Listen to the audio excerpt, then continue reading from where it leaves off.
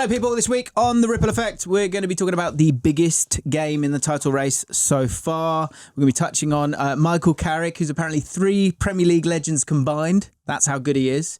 And we're going to touch on the England squad for the summer because someone can't get into that squad and we need to talk about that in heavy detail. Now, the big game being Man City and Liverpool, of course, I've brought together 2 Arsenal fans to give that different kind of take on it. But we've got 2 very, very smart, brilliant Arsenal creators and stand-ups and general mentors. If you're Clive, sorry, Jacob. We've got Jacob Hawley and Clive Palmer together.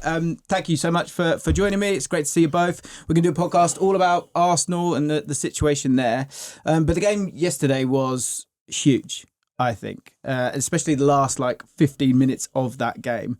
Let's get a ripple out straight away. Erling Haaland's goal from the spot will mean that Liverpool do not qualify for the Champions League next season.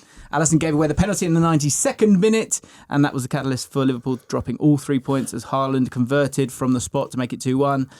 From here, Alisson got forward for a late set piece, staying forwards as Liverpool put multiple balls into the box. City then managed the breakaway, of course, with an empty goal. Szoboszlai fouls Haaland, leading to a red card, and we'll get into that. But now not only do Liverpool sit 4 points outside the Champions League spots, but they will be without Szoboszlai, who has been one of the main players for them this season.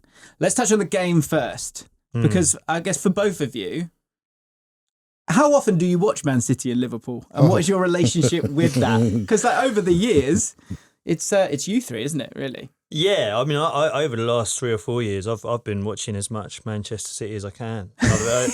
Better the enemy you know and all that. I've been listening to the podcasts. I've been reading everything that I can do, and I think in Pep Guardiola, it's a manager who, you know, I know there's a lot of speculation over his future this season. I still think he's at the forefront of the game in terms of where football's going. And I think especially in terms of what he did yesterday, how he uses Marmoush, Semenyo, how close they stay to Haaland. You know, you can talk about their midfield and defence, but I think that you can see a lot of where I think football's going, especially about how they use Zone 14. I think how they try and play within that very congested area of the pitch. And we'll come on to Arsenal later, but I think we're almost doing something quite similar in how we keep forwards close to our number 9 now. But yeah, I've had a very close eye on Man City for a little while. And as a general, because is it a hate watch or is it a just stop winning watch, or what's the relationship with watching Man City as an Arsenal fan? Over this year it's feeling a bit better. Last year it probably felt pretty solid as well when it comes to Man City. I think Man City are the team that everyone are comfortable holding up as their benchmark. I actually think that's changing, but it doesn't really matter. You got to prove it by winning stuff. So and they're going through a bit of an evolution now. They're almost playing like a 4-2-2. Yeah, fullbacks wide and having pairs down the middle, right? So sometimes they split the strikers wider, sometimes they get 2 strikers next to one. Semenyo's come in, plays almost every minute, which means he's part of the plan. And I feel as though rather than leading the way, maybe they're filling in holes with their January signings, getting some ready-made players into the team because they have to fill holes.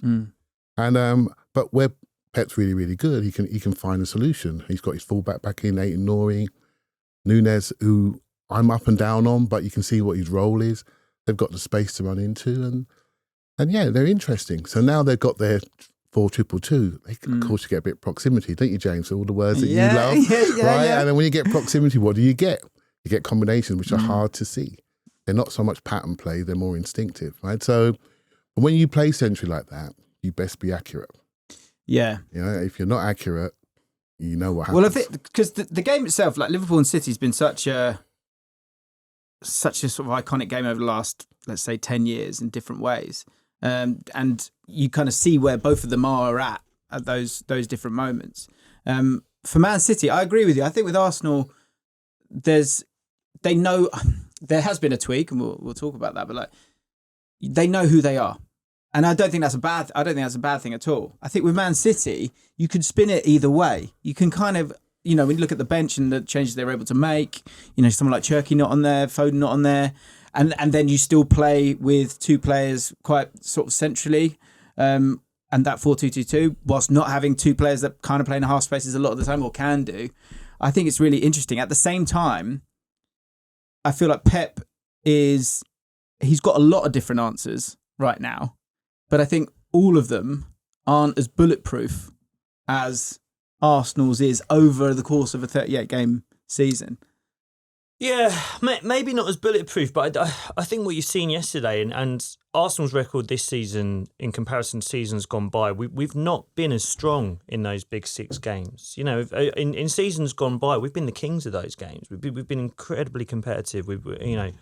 Whereas I think what you see yesterday, the game sort of breaks loose in the final 10, 15 minutes. And what City do have is they've still got that quality in the final third that can be really decisive in those moments. And I think they're an interesting comparison to Arsenal in that sense, where I think I'd agree with you. I think we're so strong all over the pitch. I think our fundamentals are better. I think our foundations are better. I think our structure is better as a team than Manchester City.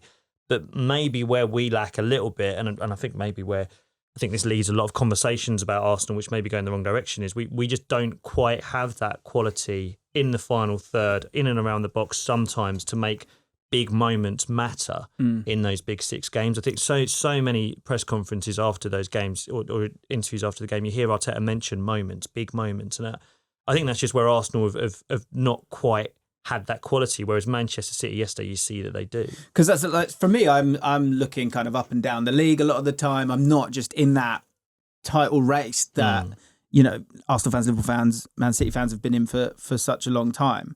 So I find it interesting to kind of see what you guys see when you're looking at Man City and Liverpool in terms of what you feel is kind of going right, what fears you maybe a little bit about, say, like Man City, Liverpool are not in this title race anymore.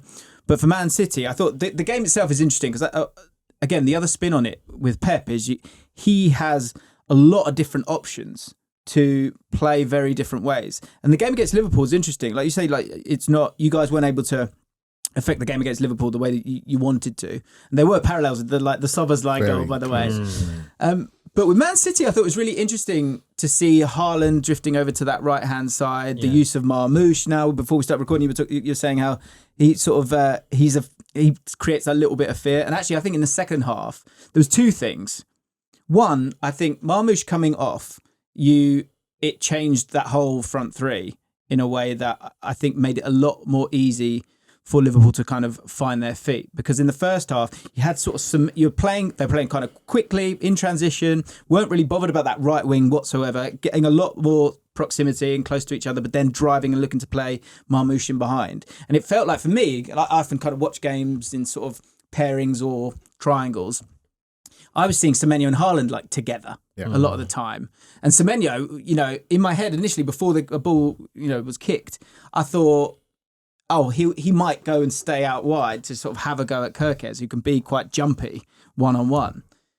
But they didn't do that at all because they were looking to try and get that ball of Marmoush in there. Marmoush comes off, Semenyo goes over to that side, and all of a sudden I thought Konate looked far more comfortable because he knew Semenyo was in front of him.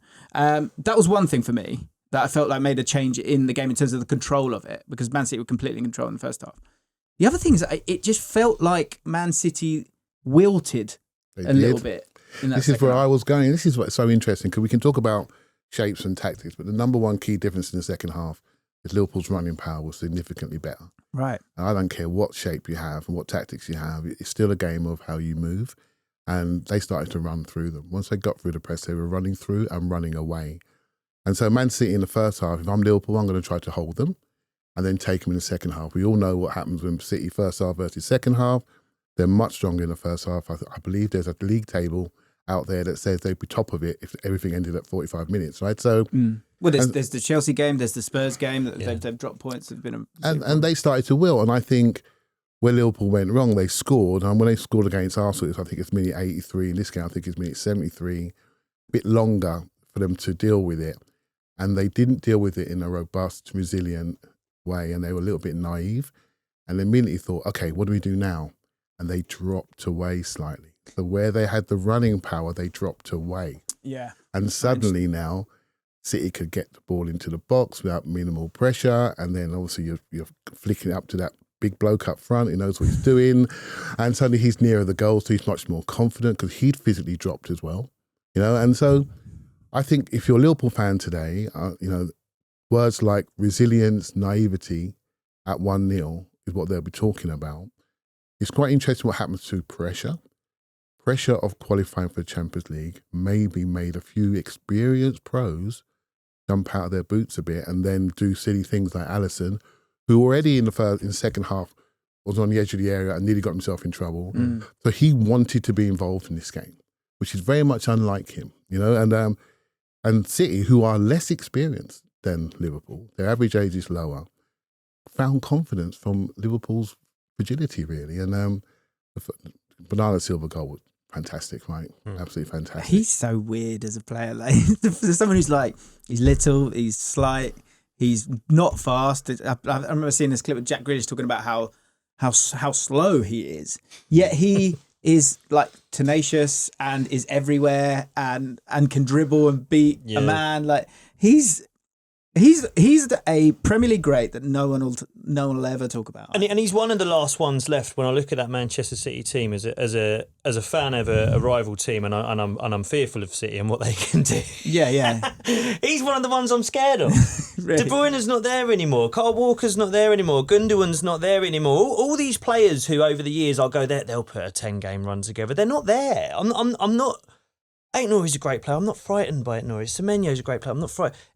Bernardo Silva's a player who I think grew in quality. And Please check it for the love of God. But no, don't worry. It's not the missus going into labour. I'm all good. He's one of the few that is still there that I think has been there for a long time where I go, you know how these run-ins feel. Yeah, you'll find it.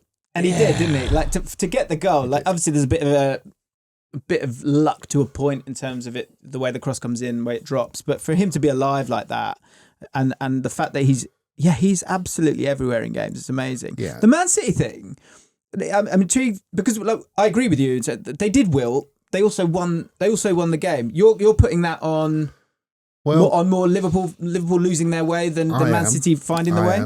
And look, at the moment, Man City's bench on the day was stronger, and Liverpool realised they only really had two senior pros on the bench, in Robertson and Curtis Jones. Curtis Jones could have come on at half-time because Liverpool were being overrun in midfield. Yeah. I felt one midfielder short. When they came to Arsenal, they played all the midfielders. Did have a shot on target, but they controlled a lot of the ball and a lot of the game. And I thought they should have done it in this game as well, and then bring on a striker late to try to take them. But they didn't have the bench. And so Man City made changes and grew into the game, particularly after the goal. So Liverpool got to their 72 minutes, got their goal, which wasn't against the run of play, but like, okay, we've got it. But they didn't have the personnel to change. And it comes back to benches. I know we've got a strong bench, so it feels a bit like, we're saying what everyone else hasn't got. But let's be honest, right? Sloboslai is a fantastic player. He should be in midfield. He's playing right back, and he plays them on side because he's not used to being there. These are the details. We had a centre mid playing right back on occasions last season. And it matters. In your own box, it really matters. Outside of your box, between the boxes, it doesn't matter. But in your own box, you've got to know what to do. Those little details cost Liverpool on the day. Yeah, I mean, I agree. I also think Liverpool, there's the wrong decisions being made at the wrong times kind of regularly. And there's only a few moments where I think this is why it's great to have you two in the room, is that when you are building a team that's trying to get to the point where they are, regardless of Arsenal win it or not, they are absolutely capable and befitting of, winning the league, right? And as you go from where Arsenal were to where they are now, you start to see it all sort of click together. Something that wasn't happening last year is happening this year. For Liverpool, they've kind of gone away from that. When I look at Liverpool right now, it's really interesting, I think, with Man City and Liverpool in terms of the reputation of how we see them and what we're actually seeing. Yeah. And what I'm actually seeing with Liverpool a lot of the time is it's just not cohesive at all for me. Clive mentions the Curtis Jones subject. I've felt that every time I've watched Liverpool this season, if I'm honest with you. Every time I've watched them, I've thought, I don't know why Curtis Jones isn't on that pitch. I don't know why Soboslai's at right back. The midfield doesn't make any sense to me. I think to compare it to Arsenal and our trajectory, I feel like there's an apex coming where Arsenal are growing in a way that's meeting where football's going. And that's not an accident. We've if you I don't know if you read that Guillem Balaguer tweet a couple of weeks ago after the Man United loss, where he basically said around Europe people are looking at Arsenal. I think you could argue we've dragged football to where it is at the moment. Whereas I look at the way Liverpool are building with a very nice but somewhat slight and technical striker in Ekitike, and God knows what they're going to do with Isak when he's back. Gakpo, I think, is one of the top scorers this season. For me, all three of them are basically the same player. They bought Florian Wirtz, who's a very nice player. But I think if we look at where football's going, is that what we're talking about? Is that what football's becoming? Is it a game where players like that are really thriving? Well, I think, to go back to, say, a Bernardo Silva, how has Bernardo Silva been able to have the career he's had? Yeah. I think it's because he's playing in a cohesive team. And so that allows him to be the best version of him. I think the bulk, Salah, the way they play, we're not seeing the best version of him. Wirtz, we're definitely not seeing the best version of him. The few moments we do see the best version of him, it's him and Ekitike because they seem on the same wavelength. Gakpo, that's not the best version of him. Kerkez and Gakpo, that is certainly not the best version of them. So I think, as much as it's, in terms of where it's going, I think the longer I'm in it, it is balance. It is balance. And I think the things with the sort of the footballing meta of what teams and players know over the last 10, 15 years, and Clive, I know you've got a million thoughts on this probably, in terms of it being homogenised and all of that, what that leads to is everyone kind of knowing what everyone's doing. And so to break that, you often need the opposite of those things. But again, it's all about balance, because if you go too far one way, then, that's going to hurt you as well. And I just, with Liverpool, I just keep seeing, I just don't see any pairs. That's what I keep going back to. That's the words that I use when I'm describing how Arsenal play. And I think it's very important, these relationships, they drive the instinctiveness of the game. Yeah. Right? So, Wirtz and Ekitike, you tell me what they're going to do, I don't know what they're going to do. But together they know what they're going to do. And it looks really creative because they have that instinctive relationship. And so, how many of those do they have? It used to be Trent and Salah have a relationship. Yeah. That's broken. Who's the other relationship now at right back? Well, it must be about 4 players that have played there this season, and obviously he's not quite as sharp as he used to be. The centre forward changes regularly. Isak's going to be a fantastic. Liverpool haven't got a talent issue; they've got a balance issue, and maybe their recruitment was a little bit top heavy. And I'm a big believer in fullbacks being the stabilisers of your team. And it's almost like you're riding a bike, and if they're not there or they're not stable, or not consistent, then you'll look. And Kirkes, to be fair to him, has really kicked on. But if you're talking about 2 fullbacks that stabilise that team in Trent and Robertson, you're bringing in Frimpong, who's a bright player, not stable, Joe Gomez, injury prone. They've got a problem there. The best midfielder playing at right back. This destabilises everything. It has an effect on Konate, which has an effect on Van Dijk. Everyone says he's not as good. Stability is key. And that's the way I look at football. When you have that stability, you can do what you like up the middle of the pitch. You can do what you like because you know how the ball's going to arrive, when it's going to arrive, what spin it's going to have on it. And I just think they've lost that stability and that consistency of those selections. And from there, they've still got huge amounts of talent, but there is no way they should be 17 points behind us. Yeah, that's incredible, isn't it? I can't, on the fullback thing, and I agree that I think Kirkes is growing into. I cannot believe they were considering selling Andy Robertson. I can't believe that. I know. And, yeah, well, I find that shocking. But I think listening to what Clive said, I know you mentioned about the race for Champions League. I don't think they're a better team than either Aston Villa or Manchester United. I don't think they are. I feel bad about how my team have competed with Liverpool this season, to be honest. But I don't think they're a better team than either of those teams. I think that's a struggle I always have, is that, and it happens often with. And that could be enough, by the way. Sorry, I'm aware that there's 5 Champions League places, but I just don't. I don't think it's a given that Liverpool finish above either of those teams, or Arsenal or City, obviously. I always have an issue getting past the shirt.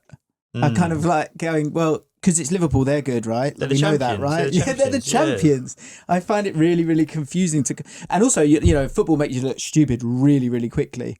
Over the years of watching football, my gut instinct would say that they will get in the Champions League, but what they are suffering from right now is injury. injuries in certain areas, right? As part of it, for sure.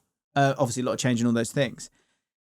I think the pressure of it all is playing on them. And I think you've definitely, over the last 20 years, Arsenal and Liverpool have been a great example of this, where you'll see this sort of this cycle of, we're going to do it this year. And then can't handle the pressure, starts to fall away, gets to a point of despair in about February. And then the sort of pressure goes away from that because it's gone now. And they start to play well again and kind of get in the Champions League. And then because they've finished well, they go, like Arsenal used to do it like regularly in terms of finishing fourth. And then the next year you go, this is our year. And it doesn't mean that's true. I think Liverpool have got a lot of exciting players. We know that. But yeah, the stability in between and all the stuff that we don't talk about is exactly why Arsenal are as good as they are and why Liverpool are struggling the way they are, because they've lost all of those components. I don't know how long you want to talk about it. I'm intrigued to know how long you want to talk about it. The VAR decisions. The sort of, first of all, Gay, do you think he should have been sent off? And what do you think of? No, I don't think so. No, I thought he's through on goal, Salah. Yeah, he was through on goal. So that was Salah 5 years ago. Send him off because he would have caught the ball up. but this year, Salah, I'm not so sure. No, I just think that's a good foul. You've gone the wrong side. You take him down outside the box. That's the game. Right? Yeah. And you take. I think we all agree it's a foul, obviously. Yeah. But I was surprised. I thought the way Salah moved his body, for me, and whether this should count towards the decision or not, I thought he was looking for that foul. I thought he was quite happy to have that contact, and I think they said it in some of the coverage. But I think he thought he was in the box. I think if he'd have run onto that ball as if he wanted to strike it, maybe the referee makes a slightly different decision. I think he wanted that contact and wanted that foul, and I think he expected the red card. And bear in mind, I was there as a Liverpool supporter for the day. Do you know what, though, it's interesting because there is an art to. You can pull the shirt, but it's how much it's stretched. So I think Mark Gay did that quite well. It was stretched, but not stretched enough that it's glaring. So yeah, fair enough. Okay, that committee decision. And I think Diaz was kind of covering. I don't know. I'm old fashioned with these things. Yeah. I think they're given too easily. Some of these. I was that player when I sort of fight back against the people that goes. He's gone, the legs are gone, whatever. So I'm always kind of like, I did it with Alexis Sanchez, I remember years ago when he went to Man United, and Hugh Izzy said he's no, his legs are gone. And I went, hang on a minute, he's like one of the best players in the league. He was gone. I think he's still playing, by the way. Anyway, the other one, the Cherky chalked off goal. Thoughts on that, Clive? Well, I'm not sure what Alisson was doing up there anyway, but that shows you how keen Liverpool were to get something out of the game. Yeah. I'm not going to go through his goal scoring record, but I'm just thinking, I'm not sure why they need to do that. And that showed me that they were a bit jumpy. But it's just a simple conversation, isn't it? Do you want to follow the rules or don't you? And the rules are, the referee got it exactly right. If you're talking about the spirit of the game, then we can have a conversation. I happened to be in Paris in 2006 when something happened quite similar. When they went through, scored the goal, our goalkeeper then, they came back, sent him off. And we had to watch a European Cup final for nearly 80 minutes of 10 versus 11, right? So in the spirit of the game, you could have given a yellow card and allowed the goal. So I understand that conversation and how painful that can be, but it's the right thing to do. But if you want to talk about the spirit of the game, let's talk about VAR full stop and re-refereeing that situation. And that's a deeper conversation. But well, I mean, it's interesting. I was watching The Different Knock with Alex Moneypenny, amazing channel, and he was kind of reflecting on, because last year I think we had you on the pod, and there was definitely, I could feel the frustration of refereeing decisions and that situation. He was suggesting in his video last week that this year you've kind of had the rub of the green. How do you feel about that? I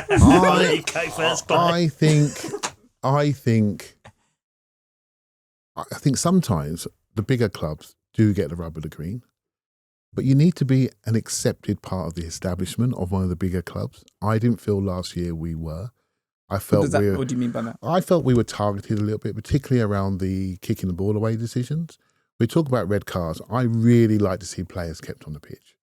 Hence why I don't think Gay should have been sent off. I'm not even sure Slobosai should have been sent off, right? But in the letter of law, that's right. I think you've got to do a lot more to get a player sent off.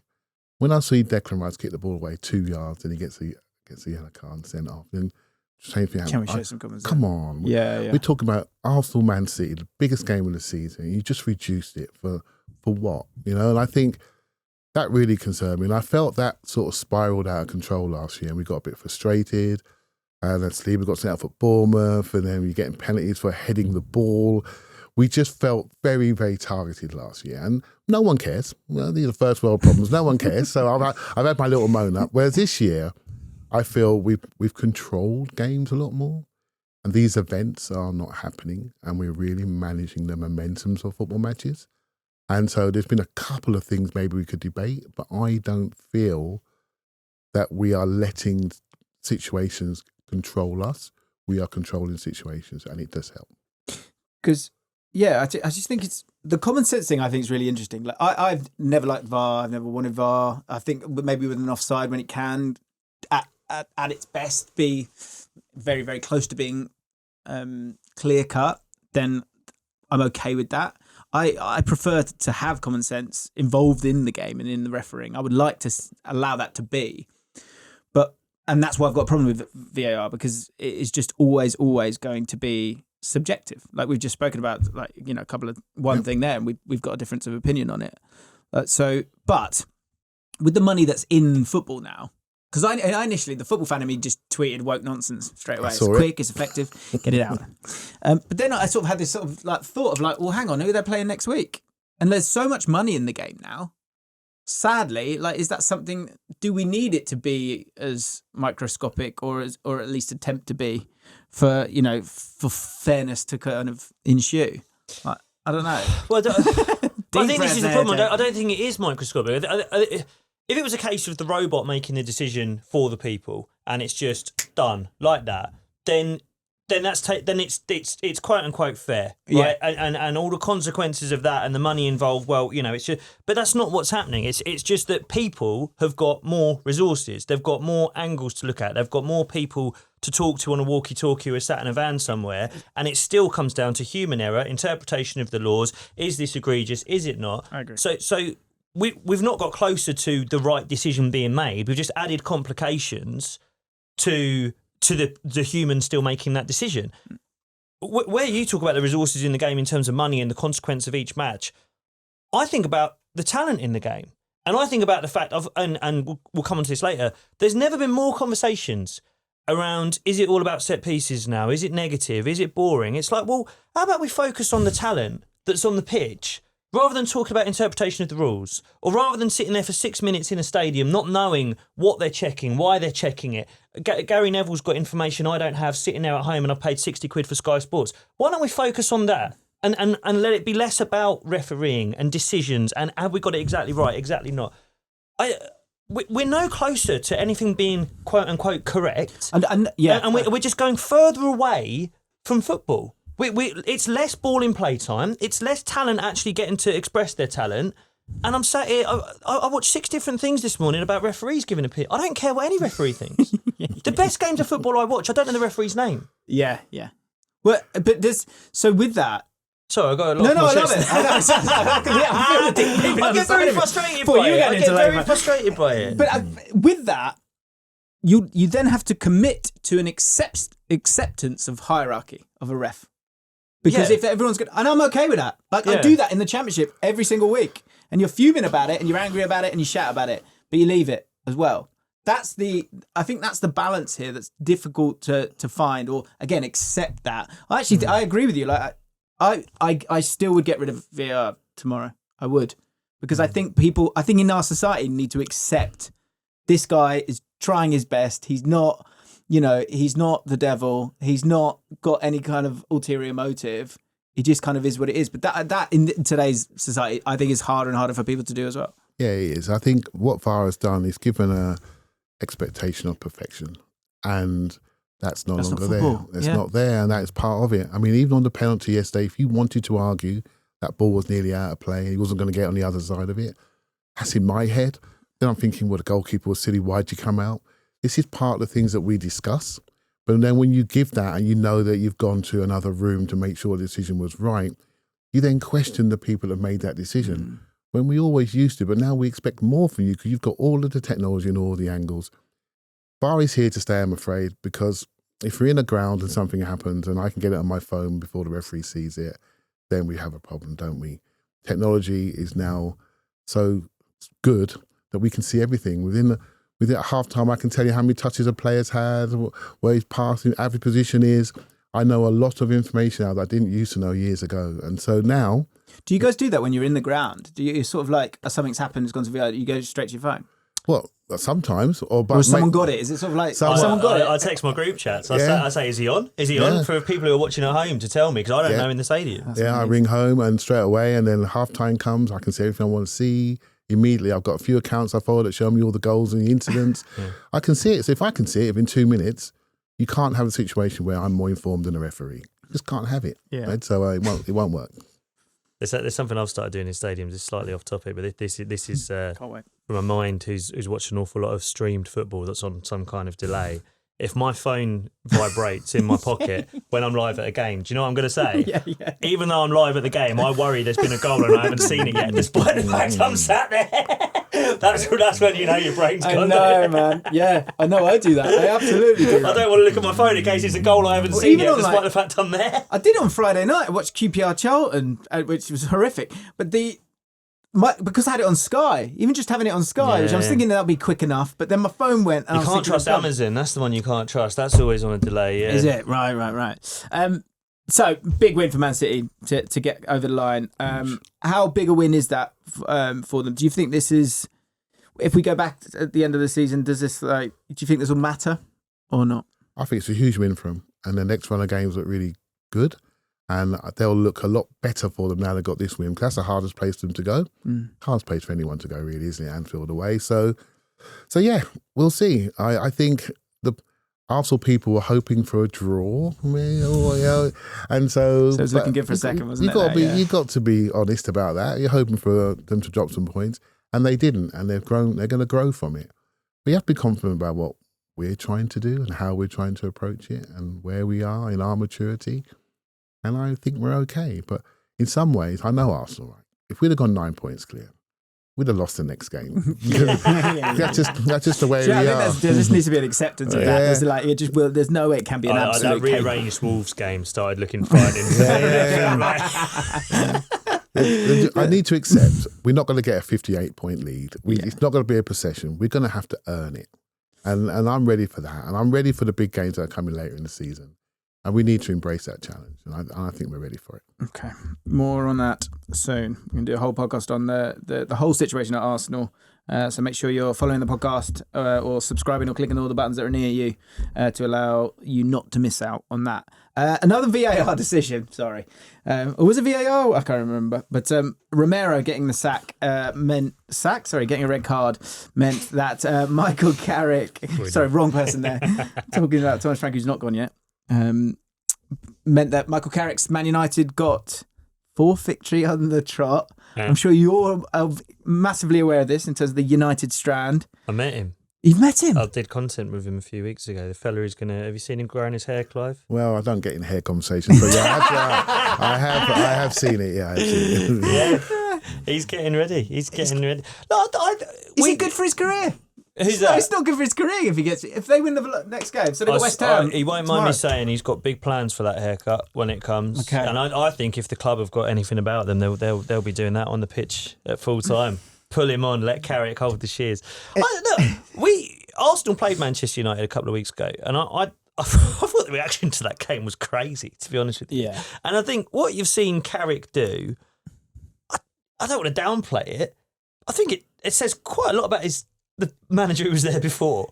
I think that's a very good squad of players. I don't know if you'd agree, Clive. Yeah, they're very talented Manchester United players, and the wage bill tells you such, right? So, but I have to say, Michael Carrick has done a great job so far. Yes, I think a lot of Man United fans could pick the team and tell you where people should stand, but he's actually done it, and he's developed a style of play that looks quite interesting, and the players are definitely behind him. I think it's a new manager, new way of playing, so the data size is growing, and it won't be long before someone stands on Martinez and says, Harry Maguire, you progress the ball, and see if you can get down the right-hand side with the same where you can get down the left-hand side. It just takes time for it to sink in. And as soon as it sinks in, then we're going to see people standing in that space on the left and stopping them progressing. And they'll go another way. And then they'll have to evolve again and maybe change what they do on the right-hand side. But what he's done right now, I actually really like it. I think he's really good, actually. He beat Arteta before, and he's come in and look, I'm not a Man United man, but he looks like a Man United manager. Yeah. And sometimes you get a feeling with somebody. What's wrong with trying somebody that's, got a good record in the club, fantastic player for the club? He understands that club, top to bottom. What's wrong with giving that guy a chance? We did something similar. He's now seen as one of the preeminent managers in the game. And where did it come from? He made mistakes for 2-3 years. I would love to see him get that job. Honestly, I would. I think he's very, very forward thinking. Well, I mean, I think things have, I don't want to say things have gone for him, but certainly in this game, I think at the very least, you're playing against 10 men against a team that's like not confident in any way, shape or form. Again, just to chuck it out there, I didn't think that was a red card either. I think there's a lot of those kind of tackles. It is football, and that happens. I think his reputation precedes him a little bit. Yeah, I think so. Yeah, but that's a reputation. Probably didn't he do a similar thing to Quite similar. Yeah. Very similar. Probably more as painful. It's a reputation that he is responsible for, though. Yeah. If you jump around doing that week to week, you give a referee a decision to make. And I if I was a Spurs fan, and I'm not, but if I was a Spurs fan, I think whilst I might be somewhat aggy about the decision, I would also be frustrated with the player doing something you don't need to do at that point in the game. I don't know. I just mate, I'm a bit of an apologist, so maybe that's the issue here, because he does have that reputation. As I saw it, it felt like to me, if you sort of blur his face, it felt like he was just like, his head was down and it was a game moving fast for him. And it obviously affects the game and it allows them. I think the difference here is that an Amorim side played against an Everton side at home with who they had 10 men and they showed very little in that. Whereas the difference here is you've got a team that they feel good in possession. I think that's the thing that's really interesting for me. They all feel very comfortable with where they are. And he hasn't had any adversity really yet, which I feel that's not fair to throw that at him really, because you've had to play Man City and Arsenal and big clubs, right? They're in one competition as well. I think that makes, especially at this point in the season, that makes a huge difference. Once you get that first little speck of momentum that they got. I mean, to win those first two games is incredible. Like, I think just, and Man United fans don't want to hear this, but like the sense check of it all is there will be moments where someone gets injured. I won't say a name because people get annoyed. I did that once with Salah. Someone will get injured or like the data is starting to be there and go, okay, if we stop like Martinez, as you say, that's going to make a difference in all of this. What are your other answers that you can find within this group? But there is talent within it. He's got a talented group and he's got talented coaching staff and they're doing the right things. However, when they lose 2 games that they should win, I kind of want to see that. That's going to be the test. And if I wouldn't be giving any jobs out until we see that, the reaction to adversity, the reaction to someone seeing your tactics. It happened to us at Bayern Munich away in the Champions League. They played 2 left backs and stopped our right winger and we lost. We went out in the quarterfinals to the Champions League. When people see what you're doing, where you're going, people do things to stop you. So that's his next test and how he adapts and how he changes. But I have a feeling that he's smart enough to do exactly that. But more importantly, he seems to have the players on board. So they'll do anything he says. Right? So I think they feel comfortable in those tight areas as well, which is like, it's enjoyable. That's easier said than done as well. And that can, to go back to when you were talking about where football's going, I think it's a utopian view that we kind of put out there sometimes, don't we, Clive? About this idea that, the physical side of it can only go so far. So at some point, you guys have got to pop it about a bit, which I think is far more fun. But there are always nuances in that because you bring on the opposition. Whereas, like, I think with some teams, if they're going to a bit like for you guys, maybe you can give a different viewpoint on it. But when you know that Arsenal are kind of often going round and round, that you can curl up into a bit of a ball and kind of wait. If you are just hoping to get yourself a draw here. Whereas with Man United or that way of playing, there's something interesting in that in terms of like how it will bring out the opposition for you to try and kind of create something. Massively early days, massively early days. But they could be third, I think, if they win their next game, obviously before everyone else plays their games. To that point, like when he got the deal, the ripple effect we put forward was that this is a dangerous one by giving it to Carrick. Because I said if you give it to Solskjaer, regardless of how well he does, when you get to the summer, you go, cheers, goodbye.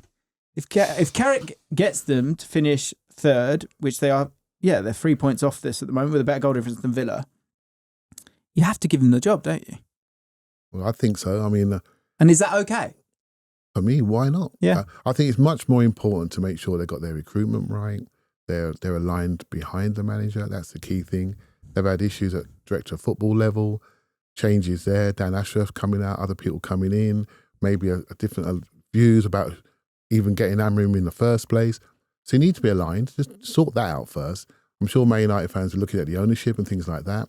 Sort that out first. Make sure you're aligned and you're supporting the guy. The guy, whoever's there, is not going to succeed unless you have that alignment upstairs. Mm. If you have that one sense of direction, then let the man do his tactics. Let the man get the right players for a modern system. I'm not saying that three at the back's not a modern system. It can be. It can be very effective, and I can see maybe some teams going towards that next season. Because I've got views about where football is going, right? So, and so it's not about that. It's about how you apply it and getting the right balance in place. And this guy knows what he's doing, and so, but it won't work unless he has the support from the board, the directors, director of football. That needs to be aligned. We're a really good example of that. Yeah, it's a marathon, isn't it? You need that. You need that behind you. And to your point, so you say it's a marathon now, I think it's about defining what is success for Manchester United. And I think that's been something that's hung over their managers ever since Ferguson left, is what do people want from them? Mm. And you've ended up in this situation when Amorim went, and you start looking back through the years under managers they've had, and you go, some of them felt like horrific failures. When you look back and you go, oh, actually, Solskjaer finished second. You know, yeah. And if I was a Man United fan, I'd look at what Carrick's doing with his group, and I agree with you, Clive. I think you have to look at how they're going to respond to adversity. But going into the summer, what else are you going to do? You know, who else would you go for? What else would you try to do? There's talk of Luis Enrique. I can't see that. No, I can't see it. And I can't see that. I think the thing was, because I sort of not wince, but I'm like, a month ago that wasn't a talented squad. People wouldn't outwardly Manchester say, United. People wouldn't say that was a talented squad. People were saying this squad is awful. That's just what people were saying, right? But we are seeing that they are talented, and playing great football at the same time, right? Because you got someone to get the best out of them. So I think at that initially there was this sort of clamouring for, it's a bit Spursy to a point of the like, okay, we tried, it's the overcorrection, which just happens again and again, and you go through any teams like that, right? So you go, I think there was this clamour to go, we need a guy that we know is going to definitely sort this out. Yeah. So that's why they chuck out Enrique. But to get him is a different thing. But then who else is there? If you're not going to get Enrique, who else is that trusted pair of hands who's going to come in and guarantee you trophies? They're not there. I think if you look at the Premier League, I think the landscape of the Premier League is going to change an awful lot over the next couple of years. We're still waiting on this decision on Manchester City. There's a lot of there's a lot of confusion over Pep Guardiola's future. Liverpool feel like they're in transition. Massively. You know, we'll talk about Arsenal in a minute, but I think if you're Manchester United and you've got a young coach in there who knows the club, who is getting the best out of what I think is a really talented group there, I don't know why you'd want to quickly switch to something else that feels like a quick fix when you could develop something that feels like it might be working at the moment. Yeah. I think it's important to look at pre-season. If they qualify for Champions League, they're going to want to get organised. If they look for managers coming out of the World Cup, they've lost another pre-season. Yes. Right? So I think it's important. I think also, because Tuchel's the other big, he's the one, isn't he? And so they've got to stay. For me, they should stay. If he does well, continues to do well, they should stay with him. The last manager picked 3 centre-backs once. So he picked Aidan Heaven, Luke Shaw and Martinez as your back three, all 3 left-footers. So go on then, go out there and put the kid in the middle of the 3. When you're asking for trouble. So at that moment in time, people are going to say, not a talented squad. But that's how you're lining up at the back end of the pitch. Well, that's not the best use of your talent. You know, so Harry Maguire sitting in the stands going, well, what's going on here? He's a senior professional and he knows what he's doing. And so he comes into the team with a centre-back partner who can look after the ball, a couple of decent fullbacks, and a midfield three that's balanced and know where they're standing. And they bought heavy and forwards anyway, so they spent their money there. So you got talented forwards. 2 of them are Premier League proven. One young kid that can jump out with boots 6'100". And hold on, we got a squad. We can make changes off the bench. Yeah. And that's all Amazing it how is. it can change though, isn't it? It's That's like all you're it is. All the right age as well. All the right age. Honestly, I think Clive makes a very good point. If they get things right in the summer, they could be a little bit of a dark horse next season. Where you just think other clubs are going, I think there's. I think they're really underestimated, Manchester United, as a group of players. When they're winning the way they are and they're playing the way they are, I get it. I think there's, success is not linear.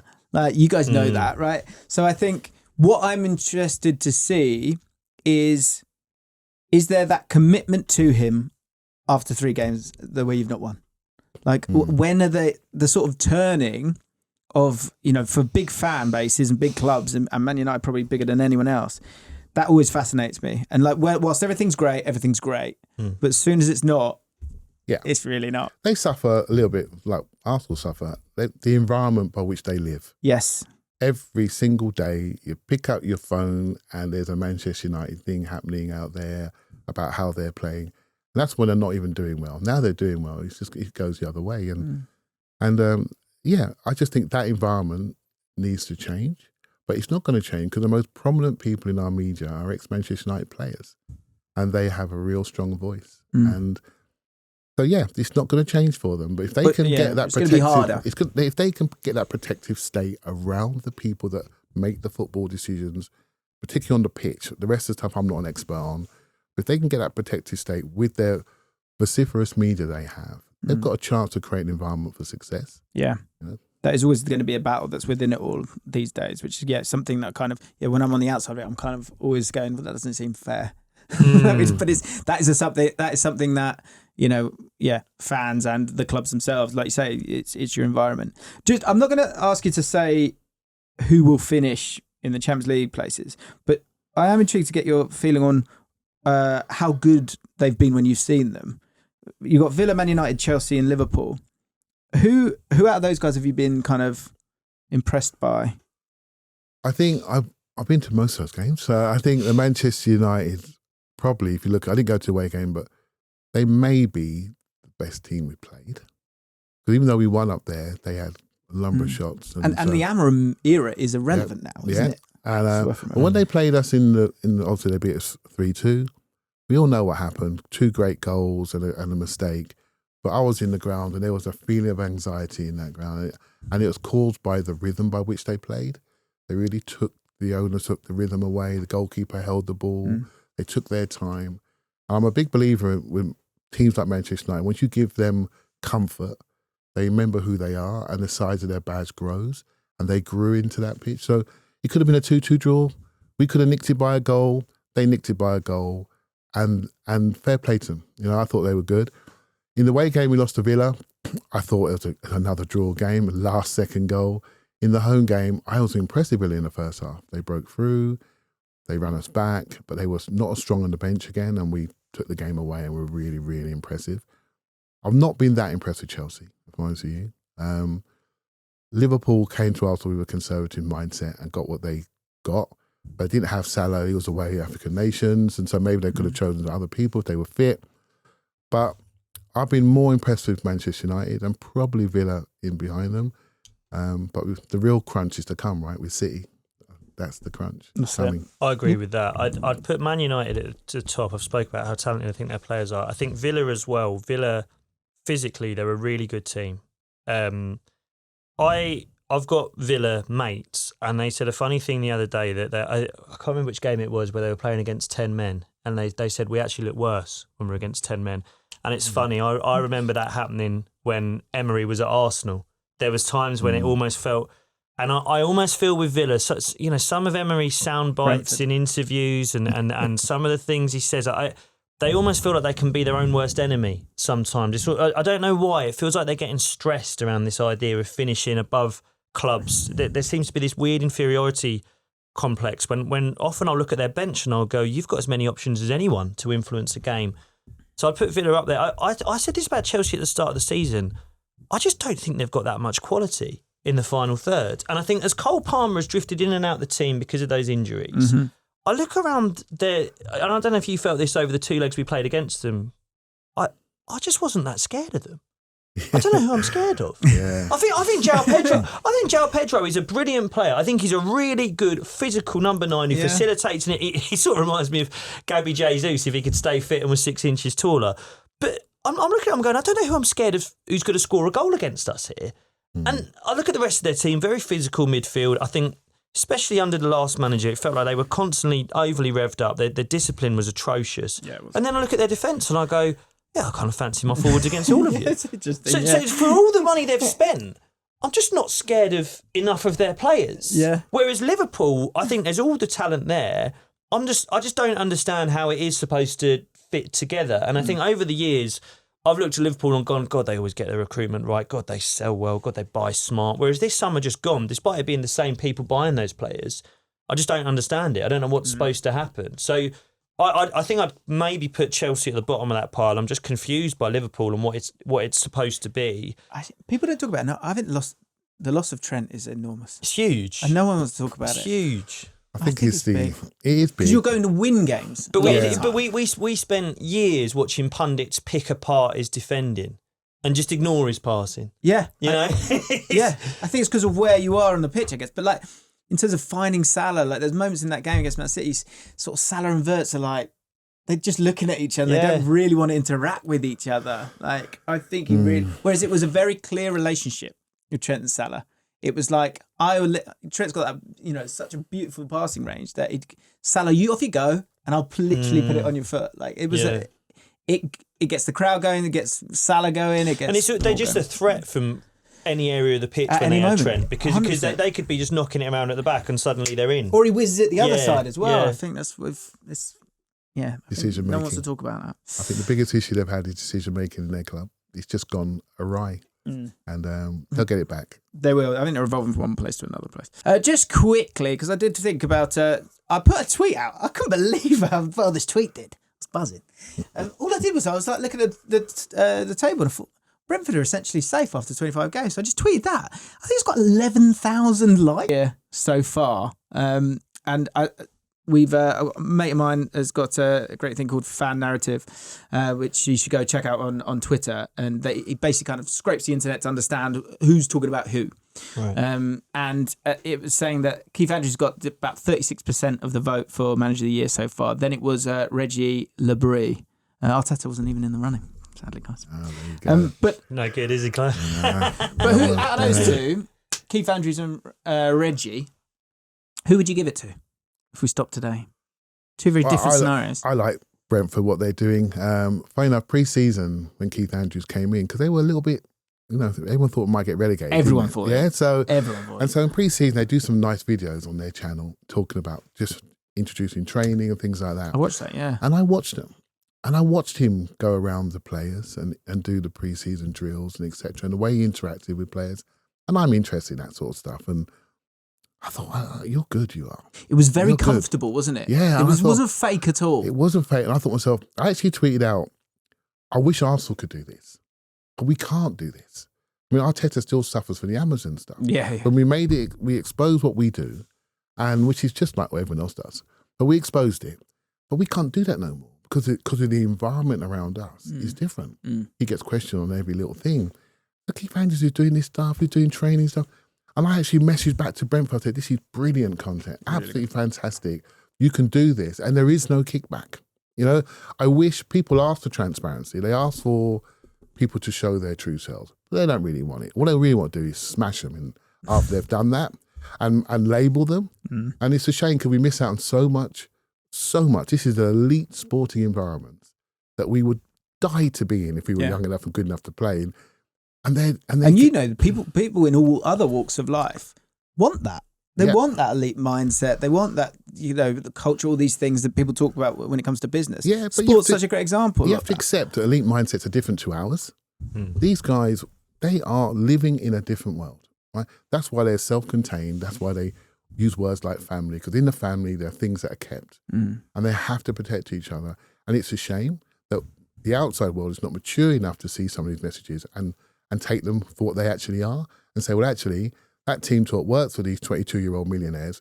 It might not work for me on Sunday morning. Do you see what I mean? And so it's just a different thing. And I'm disappointed we don't get a chance to see more of that. Yeah, I totally agree. I would give it to Keith. I think they've done unbelievable. After Arteta, of course, yeah. yeah. Well, you get if you win the league, you get it, don't you? Yeah, that seems to be the way. Just wanted to finish up with this. England squad ripples. Cole Palmer's free role under Liam Rosenior will mean that Thogden misses out on a World Cup spot since Rosenior has arrived at Chelsea. And feel free to say I'm not having this at the end of it. Palmer has slowly been returning from an ongoing groin injury. His minutes being managed. Palmer's being used in a similar starting position by Rosenior as either a number 10 or off the right with the fullback overlapping. Palmer stated life under Rosenior is amazing. He gives us all confidence. How are your thoughts on Rosenior? Fascinating. Rosenior? Yeah. No, to be honest, let me be honest, because it's very easy to laugh at Rosenior, and I've seen all the memes, I've seen all the gags, but I try and remember that Arsenal had a young coach who, as you referenced, Clive, we saw a lot of him in an Amazon documentary. I saw a lot of people laughing. And you have to remember, these people are freaks. They're not like me and you. I can't relate. Sat here with my dad bod and my my vape addiction about how Liam Rosenior lives his life.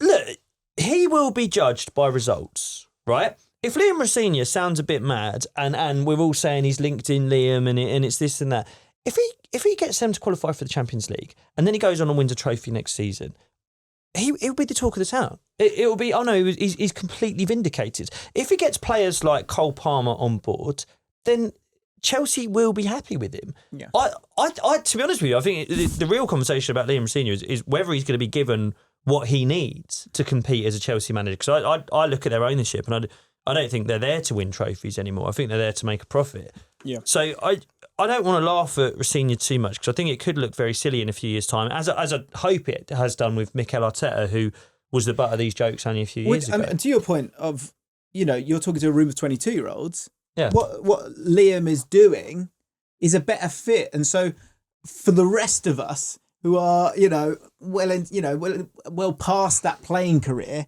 you see it in a different way. It's like if you see a video of yourself, like if I saw a video of myself like 10 years ago, I'd be like, oh, shut up. Or when you think you've got it all figured out and you're 20, and then you only get to the 30-something and you're just like, you fucking idiot. Yeah, and similarly when you're 40-something, you look back at when you're 30-something, you think, what an idiot. Exactly. And so it goes. And so I think that's the interesting thing with Liam Rosenior is that, yes, for some, it's like there is that wince. But for that group, it could really, really be working. Yeah, I really rated him before he came to Chelsea. Chelsea's not my favourite club, right? So I really rated him, and I'm interested in seeing young English coaches and a young English black coach do well in the game. And so I've been following him for a while, and he speaks really well. He's at all the leadership books. He's at them all, right? So he understands it. Now, when you're getting into a Chelsea environment, then of course he's won 6 out of 8 games, I think. So he's done okay so brilliantly, far. Yeah. And you get into that environment. So what happens is the spotlight gets a bit brighter, and every word is going to be listened to. And sometimes you just have to choose your words and pick your battles. You haven't got to take every single battle.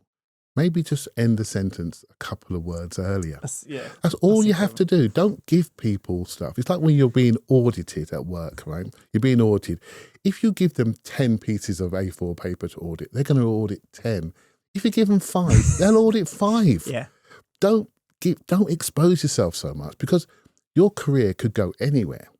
You mentioned England just now. Why? Who's to say down the road he couldn't be an England manager? Absolutely. And it does feel like to me that he's building his CV, but he also risks derailing, like a Potter, for example. Yeah. Your career can derail by just saying too much, doing the wrong things at the wrong time. People don't like the cut of your jib, and suddenly you're gone. Unsurprisingly, you articulate it better than I've been trying to over the last couple of weeks. That is exactly it. It's like there's so many good bits there. There's so many good, like he's clearly very emotionally intelligent. He's clearly very intelligent. Just don't give him the light bulb. Let him see your coachability. James, I know you study games. his build-up patterns are interesting. He is changing them all the time. And yeah, you're good. Let people see that. Don't let people see your press conference and laugh at you because they won't see your football. Yeah. And as soon as you lose a game, they're not going to see you as a bright coach. They're going to see you as somebody that's a little bit too speaky-uppy. Yeah. And that's it. Yeah. And we put you in that box and you'll be gone. You know, I wish I could... I know someone that knows him. I was going to message him and say, please let me talk to him. Yeah, honestly, I was thinking that. I want him to do well, not too well. Yeah. But I want him to do well because I'm interested in young English coaches doing well. You know, so I want him to do well. But he needs a PR person or someone to tap him on the shoulder and say, just be careful. Do you know what I do think? I think he would listen though. You know, like some people, they can't, like the Brent element here, right? He can't hear it, whatever you're saying to him. Whereas I think he would take it. I think he would listen to it and go, yeah, you're right. And I think he's doing it already. I think he's actually calming down a little bit with it. Anyway, Cole Palmer, in that England squad, you've got Cole Palmer, Phil Foden, Jude Bellingham, Morgan Rogers, Eberechi Eze in all of this as well. The one question I wanted to put to the two of you, Eze moving to Arsenal, does that hurt him from an England point of view in terms of the style of play that Arsenal have, the amount of minutes that he's kind of getting? He was in, he's now feels kind of out at the moment. Obviously, lots of games to be played.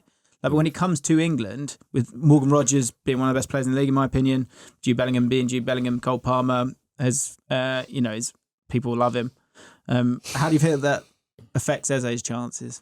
We've got 4 months to go, haven't we? But it's hard not to look at who he was this time last year. I thought he was one of the most exciting attacking midfielders, 10s in the league, and then he scores that goal in the FA Cup final, and he's a star. He's flying, yeah. Whereas now, I think he's integrating into a team. I don't know how you feel about his position in the squad, Clive. I think it feels like it's still being worked out, and my theory is that might become a little bit clearer next season. There's a lot of players in that position for me, for England, and my feeling personally on it, and this is over the last couple of years, the way I've looked at the England squad, I like England to be England. I like the physical players in that part of the pitch. I like the Bellinghams. I like the Rogers. My eye doesn't go to a Phil Foden who looks like a Spain player for me, because I want to lean into our strengths as England, and I want to bash people around a bit. Your DNA, That's how I feel about it. But in terms of Eze, I do think it's an incredibly competitive part of the pitch, and I think he's still working out where he is at Arsenal for me at the moment. I think it's about progression as a footballer. There was an interview with Mark Gay, just arrived at Man City, and they spoke to him and Semenyo. What's it like being here? And he couldn't stop talking about how he's learning so much, the details that are thrown at him, how he's being looked after in a different way. And he's like, I've only got to think about the game now. And he's like, and he was like, he's like a 25-year-old experienced guy, and his face is like a child. I thought there were moments in the game, the Liverpool game, where there was a ball where he just got zipped back to him, and he's I think he's on like the 6-yard line. I thought, like, you're in a different world. Yeah, Declan Rice spoke exactly the same when he first came to Arsenal. And you have to be a rounded footballer at the top level. They don't take off phases of play. You know, so the Eze we all remember, there were some phases of play that he was not involved in, particularly off the ball. He's now having to learn that. And when you're elite, you want to be in the best environments, in the best teams in the world. And that may mean you may have to go back to school to learn other parts, other patterns. But if you want to progress, you have to do it. You mentioned Cole Palmer earlier on. Cole Palmer, really talented footballer, really talented. He's a one-way player. He's not a two-way player. When England played him in the games when the end of the tournament, they put him out on the right. They had to move him because he's getting exposed. And they have to get Saka over there to stand behind him. He hasn't got that. So if he does get in the England squad, it's going to be as a late substitute to come and change the game, because he's a very talented finisher, and his last third entry passes are outstanding. But the more of a rounded play, you have to be more rounded. So I'm with you about Rogers, for example, and Eze will become that player. But it doesn't have to be a rush. He doesn't have to be a YouTube player. He needs to be a player that plays him in our system. I think that the difficulty here in terms of getting that answer, I would hint at, my gut would suggest that it's about, from Tuchel's point of view, he's got a decision to make. It's like, do I, he's been in the squads, Eze. Do I go with that? He's probably not going to be a starter, Eze. So does he want to does that give him a better chance or a worse chance in terms of being usurped by someone like Cole Palmer, who is obviously, he is a match winner in his own way. There's no way around that. I think the answer comes with how much Tuchel cares about the games that they're playing at club level. I think yes. I also think it's going to be very hot to the World Cup, isn't it? And so whatever happens, whoever we think's going to play is not going to end the game in those positions. They're going to change, particularly in attacking parts of the pitch. So it's about the phases of the game and how we change. And so I think this is where Cole Palmer could come into it, because I think he's a really good change. But people like to pick teams. For those who listen to me, I don't like picking teams. It's about the game you're playing and having the right balance of the game that you're playing. And I can see him coming on late in games and being really effective.